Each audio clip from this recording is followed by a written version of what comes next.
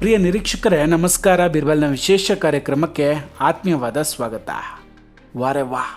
What A come back. 4 ತಿಂಗಳ ನಂತರ ಇಂತಹದ್ದೊಂದು come back ಕೊಡ್ತಾರೆ ಜಗದೀಪ್ ಧನ್ಕರ್ ಅಂತ ಎಕ್ಸ್ಪೆಕ್ಟ್ ಕೂಡ ಮಾಡಿರಲಿಲ್ಲ. RSS ಜೊತೆಗೆ ಧನ್ಕರ್ ಅವರ ಎಂಟ್ರಿ ನೋಡಿ ಇಡೀ ವಿರೋಧ ಪಕ್ಷಗಳೇ ಈಗ ಕಂಗಾಲಾಗಿ ಹೋಗಿದೆ. ಇಡೀ ವಿರೋಧ ಪಕ್ಷದ ನಾಯಕರು, ಮಾಧ್ಯಮಗಳು ಹಾಗೂ ರಾಜಕೀಯ ಪಂಡಿತರಿಗೆ ಇವತ್ತು ಊಹಿಸದಂತಹ ಕಂಬ್ಯಾಕ್ ಶಾಕ್ ಕೊಟ್ಟಿದೆ. ಹೇಗಿದೆ ಧನ್ಕರ್ ಅವರ ಕಂಬ್ಯಾಕ್? ಹಾಗಾದರೆ ವಿರೋಧ ಪಕ್ಷಗಳು ಯಾಕೆ ಕಂಗಾಲಾಗಿವೆ ಎಲ್ಲವನ್ನು ಕೂಡ ಡೀಟೇಲ್ ಆಗಿ ನೋಡ್ತಾ ಹೋಗೋಣ. ಅದಕ್ಕೂ ಮುನ್ನ ನೀವಿನ್ನೂ ನಮ್ಮ ಬೀರ್ಬಲ್ ಚಾನಲನ್ನು ಸಬ್ಸ್ಕ್ರೈಬ್ ಮಾಡಿಲ್ಲ ಅಂದರೆ ದಯವಿಟ್ಟು ಸಬ್ಸ್ಕ್ರೈಬ್ ಮಾಡಿ ಹಾಗೂ ಬೆಲ್ ಐಕಾನನ್ನು ಕ್ಲಿಕ್ ಮಾಡಿ.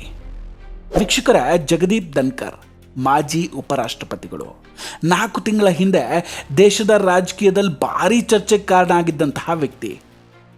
ಉಂಡಮನೆಗೆ ದ್ರೋಹ ಬಗೆದ್ರು ಅನ್ನೋ ಆರೋಪ ಹೊತ್ಕೊಂಡು ಉಪರಾಷ್ಟ್ರಪತಿ ಸ್ಥಾನಕ್ಕೆ ರಾಜೀನಾಮೆಯನ್ನು ಕೊಡಬೇಕಾದಂತಹ ಸ್ಥಿತಿ ಬಂದೊದಗಿತ್ತು.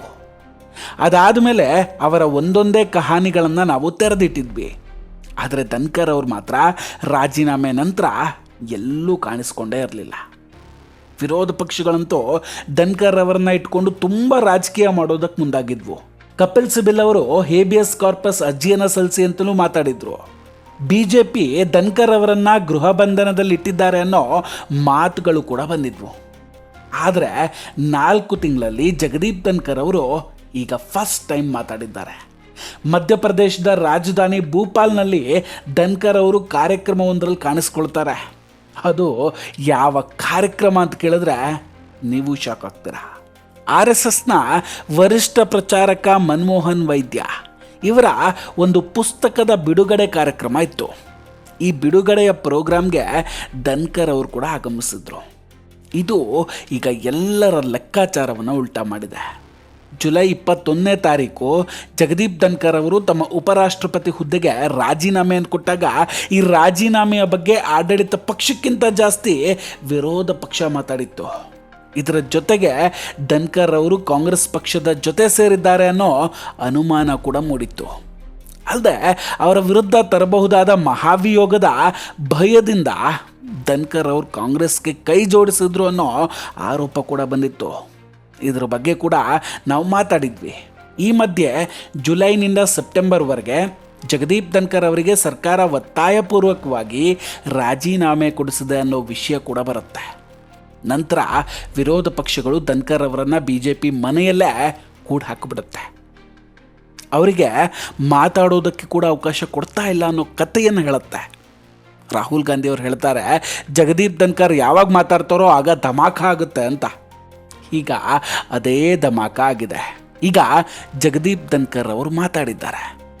ರಾಹುಲ್ ಗಾಂಧಿ ಅವರು ಹೇಳಿದ ಧಮಾಕ ಆಗಿದೆ. ಆ ಧಮಾಕಾಗೆ ವಿರೋಧ ಪಕ್ಷಗಳು ಕೂಡ ಬೆಚ್ಚಿ ಬಿದ್ದಿದೆ. ಕಾಂಗ್ರೆಸ್ ಜೊತೆ ಸೇರಿಕೊಂಡು ಧನ್ಕರ್ ಅವರು ಸಾಕಷ್ಟು ತಪ್ಪುಗಳನ್ನು ಮಾಡಿದ್ದಾರೆ. ಆದರೆ ಕಾಂಗ್ರೆಸ್ ಅವರನ್ನು ಕೇವಲ ಯೂಸ್ ಆ್ಯಂಡ್ ಥ್ರೋ ಹಾಗೆ ಬಳಸ್ಕೊಳ್ಳುತ್ತೆ. ಧನ್ಕರ್ ಅವರಿಗೆ ಇದೆಲ್ಲ ಅರ್ಥ ಆಗೋಕ್ಕೆ ತುಂಬ ಟೈಮ್ ಬೇಕಾಗಿರಲಿಲ್ಲ. ರಾಜೀನಾಮೆಯನ್ನು ಕೊಟ್ಟ ನಂತರವೇ ಎಲ್ಲವೂ ಅರ್ಥ ಆಗ್ತಾ ಬಂದಿತ್ತು. ಸೊ ಈಗ ಇದೇ ಧನ್ಕರ್ ಅವರು ಎಂಥ ಶಾಕ್ ಕೊಟ್ಟಿದ್ದಾರೆ ಅಂದರೆ, ಖುದ್ದು ಅವರೇ RSSನ ಮನಮೋಹನ್ ವೈದ್ಯ ಅವರ ಪುಸ್ತಕ ಬಿಡುಗಡೆಗೆ ಹೋಗ್ತಾರೆ. ಅಲ್ಲಿ RSSನ್ನು ಸಿಕ್ಕಾಪಟ್ಟೆ ಕೊಂಡಾಡಿದ್ದಾರೆ. And they go to the extent of linking it even to the assassination of Gandhi.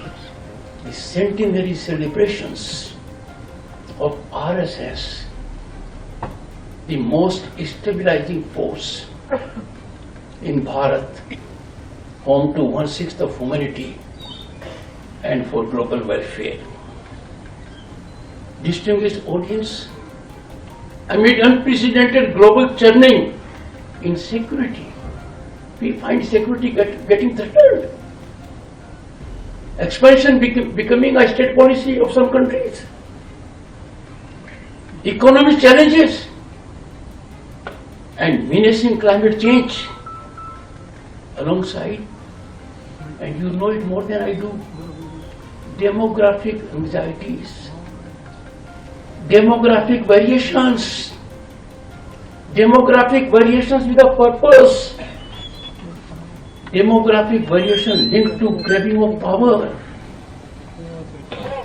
information warfare. Tiwari ji have talked about narratives. भगवान करे कोई नैरेटिव के चक्कर में न फंस जाए. इस चक्करव्यूह में कोई फंस गया तो निकलना बड़ा मुश्किल है. मैं अपना उदाहरण नहीं दे रहा हूं.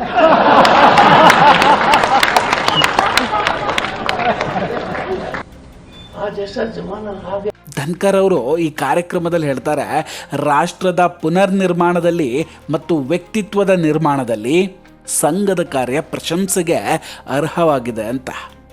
ಇದ್ರ ಜೊತೆ ಅವರು ಮಾಜಿ ರಾಷ್ಟ್ರಪತಿ ಪ್ರಣಬ್ ಮುಖರ್ಜಿಯವರ ಉದಾಹರಣೆಯನ್ನು ಕೂಡ ಕೊಟ್ಟರು. ಇವರು ಎಂತಹ ಮಾಜಿ ರಾಷ್ಟ್ರಪತಿ ಅಂದರೆ, ಅವರು RSSನ ಒಂದು ಕಾರ್ಯಕ್ರಮಕ್ಕೆ ಹೋಗಿರ್ತಾರೆ. ಆಗ ಅವರ ವಿರುದ್ಧ ಒಂದು ನರೇಟಿವನ್ನು ಹಬ್ಬಿಸಲಾಯಿತು ವಿರೋಧ ಪಕ್ಷಗಳು ಅಂತ ಹೇಳ್ತಾರೆ. ಜಗದೀಪ್ ಧನ್ಕರ್ ಹೇಳ್ತಾರೆ, ಈ ನರೇಟಿವ್ ಅನ್ನೋ ಚಕ್ರವ್ಯೂಹ ಇದು ತುಂಬಾ ಖತರ್ನಾಕ್ಕಿರುತ್ತೆ, ಇದರಲ್ಲಿ ಸಿಕ್ಕಾಕೊಂಡ್ರೆ ಹೊರಬರೋದು ತುಂಬ ಕಷ್ಟ ಆಗಿಬಿಡುತ್ತೆ ಅಂತ. ಕೊನೆಯಲ್ಲಿ ನಗ್ತಾ ನಗ್ತಾ ಇನ್ನೊಂದು ಮಾತನ್ನು ಕೂಡ ಹೇಳ್ತಾರೆ, ನಾನು ನನ್ನ ಎಕ್ಸಾಂಪಲ್ ಕೊಟ್ಟಿಲ್ಲ ಅಂತ. ಆದರೆ ಅವರ ಮಾತಿನಲ್ಲಿ ಒಂದಂತೂ ಸ್ಪಷ್ಟವಾಗಿ ಅರ್ಥ ಆಗಿತ್ತು, ಅವರ ವಿರುದ್ಧ ವಿರೋಧ ಪಕ್ಷ ಯಾವ ರೀತಿ ನರೇಟಿವನ್ನು ಹರಡಿತ್ತು ಅಂತ. ಸರ್ಕಾರವನ್ನು ಬೀಳಿಸೋದ್ರಿಂದ ಹಿಡಿದು ಮೋದಿಜಿಯ ವಿರುದ್ಧ ಹೋಗೋದಿರ್ಬೋದು, BJPಯ ವಿರುದ್ಧ ಹೋಗೋದಿರ್ಬೋದು, ಅಥವಾ ಇನ್ನೂ ಹಲವಾರು ವಿಷಯಗಳಿರ್ಬೋದು, ಇದೆಲ್ಲದಕ್ಕೂ ಕೂಡ ಅವರು ಒಂದೇ ವೇದಿಕೆಯಲ್ಲಿ ಉತ್ತರ ಕೊಡ್ತಾರೆ. ಈಗ ಗೊತ್ತಾಗ್ತಿರೋ ವಿಷಯ ಏನಂದರೆ, ಇದೆಲ್ಲದಕ್ಕೂ ಕಾಂಗ್ರೆಸ್ ತುಂಬಾ ಪ್ರಯತ್ನ ಪಟ್ಟಿತ್ತು.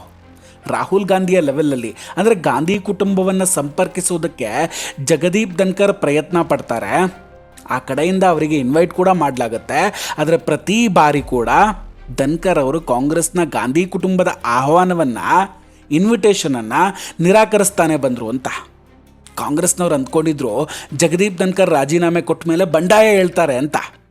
ಜೊತೆಗೆ ಇವರು ಕಾಂಗ್ರೆಸ್ನ ಪರವಾಗಿ ಮಾತಾಡ್ತಾರೆ, ಮೋದಿಯವರನ್ನು ವಿರೋಧಿಸ್ತಾರೆ, ದೇಶದ ವಿರುದ್ಧ RSSನ ವಿರುದ್ಧ ಗುಡುಕ್ತಾರೆ ಅಂತ ಕಾಯ್ಕೊಂಡು ಕೂತಿದ್ರು. ಆದರೆ 4 ತಿಂಗಳ ನಂತರ ಕಾಂಗ್ರೆಸ್ನವರ ಈ ಇಡೀ ನರೇಟಿವ್ ಏನಿತ್ತು ಅದು ಫೇಲ್ ಆಗಿ ಹೋಗಿದೆ.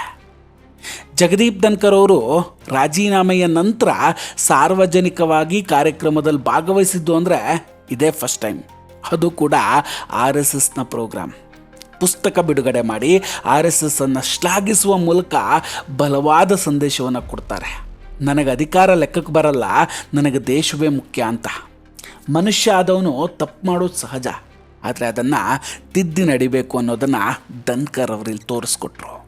ಪಾಪ ವಿರೋಧ ಪಕ್ಷಿಗಳು ಧನ್ಕರ್ ಅವರು ಎಲ್ಲಿದ್ದಾರೆ, ಅವರನ್ನು ಬಂದಿ ಮಾಡಿದ್ದಾರೆ, ಕಿಡ್ನ್ಯಾಪ್ ಮಾಡಿದ್ದಾರೆ ಅಂತೆಲ್ಲ ಕತೆ ಕಟ್ಟಿದ್ರು. ಆದರೆ ಈಗ ಫೈನಲಿ ಅವರು ಕಾಣಿಸ್ಕೊಂಡಿದ್ದಾರೆ. ಅದರಲ್ಲೂ ಇಂತಹದ್ದೊಂದು ಕಂಬ್ಯಾಕನ್ನು ಯಾರೂ ಕೂಡ ಎಕ್ಸ್ಪೆಕ್ಟ್ ಮಾಡಿರಲಿಲ್ಲ. ಬಿಹಾರ ಚುನಾವಣೆಯಲ್ಲಿದ್ದ ರಾಹುಲ್ಗೆ ಪಾಪ ಇನ್ನೊಂದು ದೊಡ್ಡ ಶಾಕ್ ಎದುರಾಗಿದೆ. ಆದಷ್ಟು ಬೇಗ ಇದೆಲ್ಲವನ್ನು ಕೂಡ ಸಹಿಸಿಕೊಳ್ಳೋ ಶಕ್ತಿಯನ್ನು ಕೊಡಲಿ.